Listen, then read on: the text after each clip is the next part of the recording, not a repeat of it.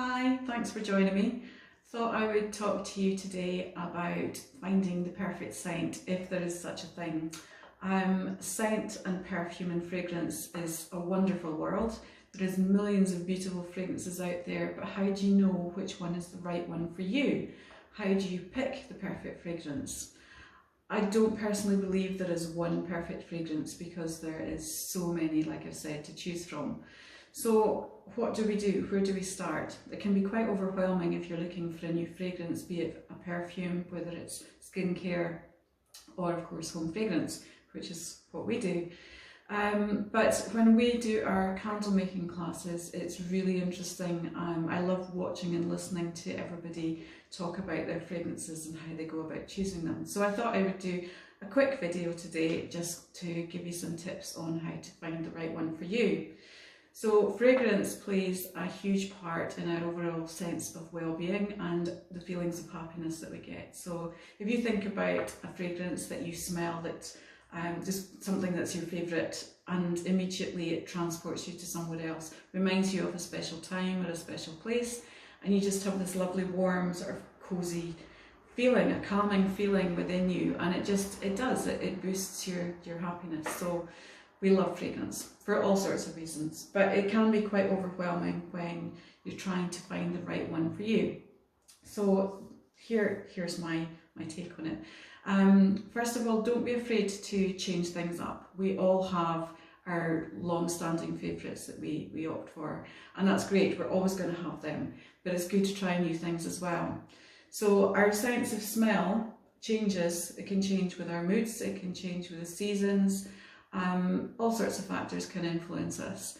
As an example, when people come into my classes, they come in with an idea. They have a preconceived notion, I suppose, that yeah, this is my scent and this is what I'm going to pick today and this is how my candle is going to smell. And more often than not, they leave with something completely different. And that is the whole beauty of experimenting with fragrance. So let your nose guide you. And keep an open mind. That is the first thing I would say to you. Just let your nose smell and enjoy the fragrances, but don't just go with the first sniff. Some fragrances can be not as nice on their own as they can be in a blend.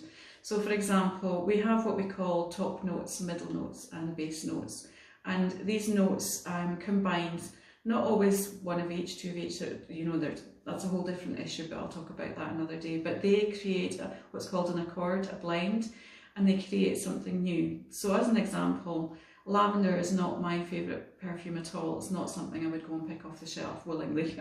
But when it's in a blend, when it's mixed with something else, it can totally change. So whether it's a perfume for the home or a perfume to wear, allow yourself to smell the different notes if you can. Close your eyes if you need to, but also take the time to enjoy the fragrance. When we're making candles or weed diffusers, I always say take your time. There's no rush, just enjoy the fragrance. If you're going for perfume or candle making, as you can see, I've got scent strips here. And I'm sure you've seen them before when you're testing for perfumes. So yeah, spray, or when we're here, we put the oils onto the strips. Let the fragrance develop on these scent strips, because it can change over time. It can change in something as short as 5 minutes, or it can change in even a few hours time. So if you're not in a rush, for example, if you're shopping for perfume, spray your perfumes and take them home and let them develop and enjoy them and just sit with them to see how they feel. Obviously it's different smelling them on paper strips compared to how it would in your skin, or even in home fragrance. It is different, but this is a good starting point, so take your time with it. If you're confused with regards to fragrances and which ones to start with, a good way to simplify or to start things is to look at your scent group or your fragrance family. Fragrances are broken down into different families, and your main four, I guess, to start with are your florals, your orientals, your fresh and your woods. If you've ever come across the fragrance wheel, Michael Edwards' fragrance wheel is the most popular one, I think, or most well known. It's good to have a look at that and see where you fit into that.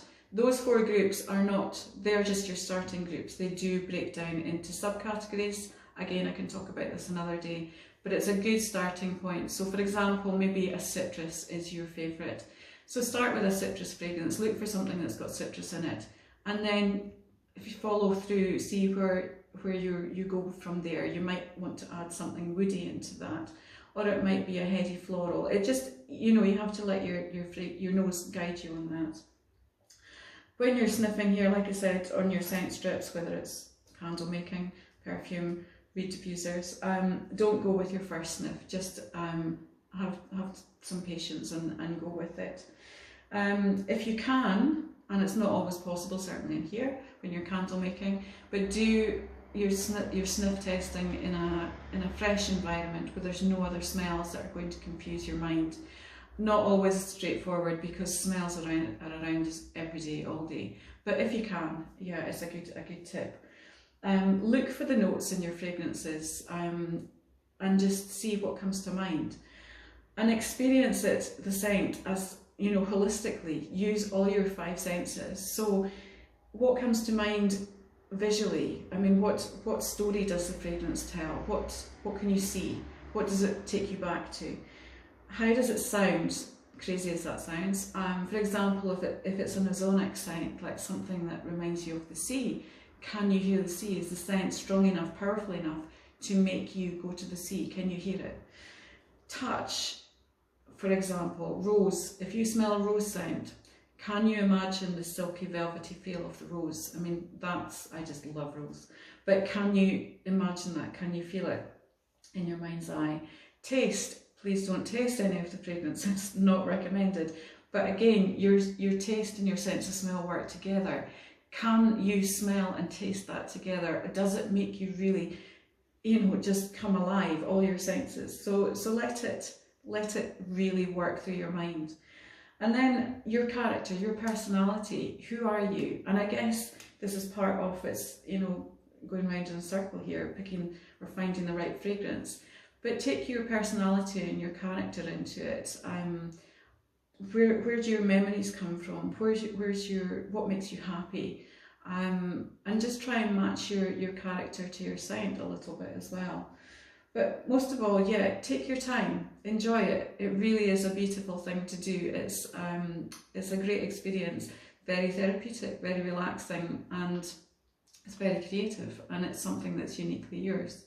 So that's my top tips to finding the right fragrance for you. I hope that's been a help.